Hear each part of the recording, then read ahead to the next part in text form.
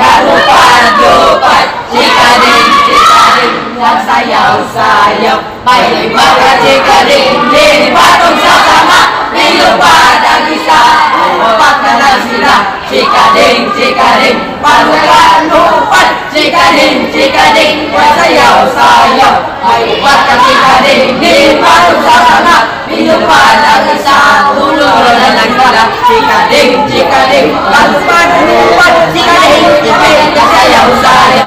Sa loob ng korte na parang palengke sa dami ng tao. Walang magulo kung sino man ang mga aasar sa akin. Ipapakain ko sa inyo ang inyong mga cellphone. Let's proceed with the case of the people versus Aling Nena. Kilala kong kaliskis mo, oy. Your Honor, ang aming kliyente, ang buong pamilihan, ay nagdedemanda laban sa akusadong si Aling Nena. Ang kanyang tradisyonal na mantika ay hindi na makasabay sa modernong panahon. Hindi siya gumagamit ng makabagong teknolohiya at hindi niya binabaan ang presyo dahil sa bumababa ang mga supply. Hoy, Atty. Martin! Anong sinasabi mong hindi makasabay? Ang mantika kong gawa sa sariling niyong napilitpit na kamay ko. Walang halong kemikal. Pangmasa, Your Honor, tingnan nyo, patunay ang kanyang pagkahilig sa makulang pamaraan na siya ang dahilan na pagbaba ng supply.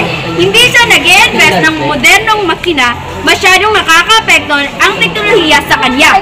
Objection, Your Honor. My client, Aling Nena, is a victim of pagbabago ng halaga ng masalik na produksyon. Anong pinagsasabi mo, Bobora?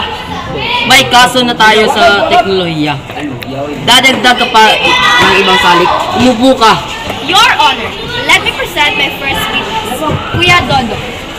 Wala kaming pakialam! Kuya Dodo, at totoo ba ang tumaas ang presyo ng materials, particular ang niyog? Ito, attorney. Dati 10 pesos lang ang isang sako ng niyog.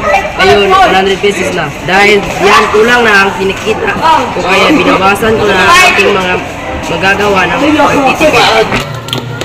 Ang mga salik ng produksyon, tumataas ang presyo ng materyales, kaya binabawasan ang mga gawa, kaya bumababa ang supply. Bobo nga, pero tama. Teka muna, nakuha ko na ang punto.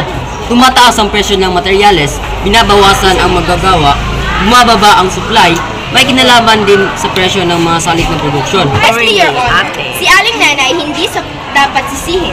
Ang problema ay nasa presyo ng mga salik ng produksyon. At kung bumababa ang presyo ng materyales, kaya niyang dagdagan ang kanyang mga manggagawa. Magiging doble ang kikitain niya. Tinig nyo na? Walang wali sa akin. Sige, dagdagan ko na ang aking mga manggagawa. Kumuha na kayo ng mga bagong empleyado. Dala na mga bagong Quiet! Based on my testimony, I see both sides have valid points. The lack of technology affects supply, but so the rising cost of production. I declare the case a tie.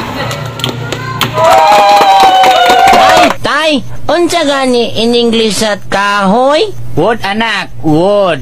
Ingon ni Ma'am Tay, tree. Ah, kung tulo. Tre. Kaya ang decision ko, magtulungan si Aling Nena at Kuya Dodo. Mag-combine kayo ng negosyo, gamitin ang makabagong teknolohiya at salik ng produksyon para gumawa ng mas maraming produkto at magpapakain ako sa inyo ng mantika. Case dismissed. Your Honor, ang aming kliyente ayaw mag-istorya ba? Honor, ang